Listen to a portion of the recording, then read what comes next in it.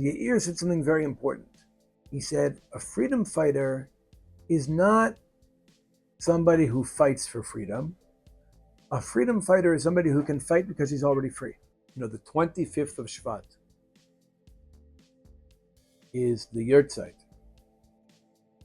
of Yair Stern, Avraham Stern, known as Yair, the founder of the Leḥi, the Lochamei Cherut Yisrael, the fighters for the freedom of Israel. Yair is the figure that we can identify as being primarily responsible for freeing our land from British rule in the 1940s. Yair recognized the British as an enemy nation occupying our land when the entire Zionist movement saw the British as an ally, a patron. Right? Maybe they saw a misunderstanding. Maybe we need to convince the British better of our interests and of our rights. But they saw the British as a relatively fair, legitimate arbitrator of what should be in this land. And Yair was the first to, first of all, recognize that the British have interests that conflict with our interests, that they're standing in the way of our aspirations and our destiny, and that the only way we can liberate ourselves is by liberating ourselves from British rule, by liberating our country from British rule. And Yair said something very important. He said, a freedom fighter is not somebody who fights for freedom. A freedom fighter is somebody who can fight because he's already free. He's free internally. He's not a slave. He doesn't think that our having a state will be dependent on the British. He doesn't believe that our continued survival is dependent on the United States. He's free internally, and therefore he's able to fight. And that's what makes him a freedom fighter, according to Yair. Yair identified the British as the enemy because he was free. And not right away, but eventually, other people began to see it too. Right? It just became obvious by the late 1940s that the British was an enemy. Right, in 1944, the Etzel began to fight them as well. And then even for a year, the Haganah Palmach sort of struggled against the British. But the Leḥi had a principled anti-imperialist position from the beginning, that the British Empire is the enemy and that we must fight to free our land from their rule. That we cannot accept their rule here. And that their interests and our interests conflict, contradict at the core. And there's no way to reconcile that.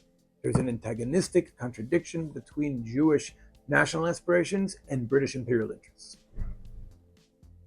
And by knowing what those British imperial interests were, the Leḥi was able to strike at them directly and force the British to leave our land by making the price of occupation more expensive than the benefits of exploitation, by making the cost of the British occupying our land more than the benefits.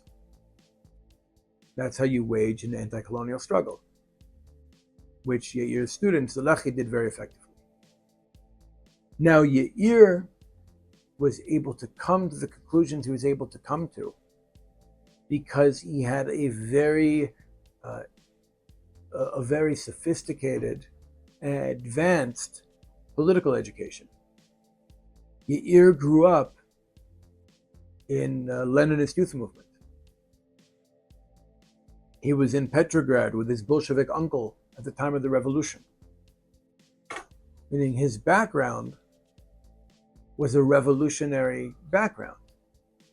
His political education was a Leninist political education. And yes, he saw that Jews were oppressed, and yes, that caused him to become a Zionist. But he couldn't find his place in the Zionist movement. He couldn't find his place in Zionist politics. Not with the labor Zionists and not with the revisionist Zionists. He tried, but he couldn't find his place on the Zionist political spectrum. So he went to academia. He gave up on Zionism. And it was while in university that he met David Raziel, a student of Rav Kook, a chavrut of Rav Tziyuda, and the commander of the Etzel. And it was David Raziel who taught Torah to Rav Kook, right? At least the ideological components of Rav Kook's Torah to Yair.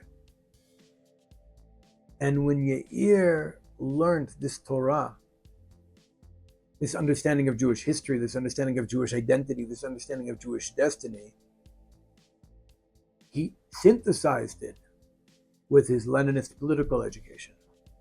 And that became Sternism. That became a Jewish liberation tendency that was powerful enough to free our land from British rule. So on the 25th of Shvat, we should remember Yair, we should honor Yair as one of our greatest heroes of the modern age, one of our most revolutionary thinkers who smashed boundaries and said things that no one could understand at the time, that most of the Jews from left to right were against. But they were true. And the British made a tremendous mistake by assassinating Yair.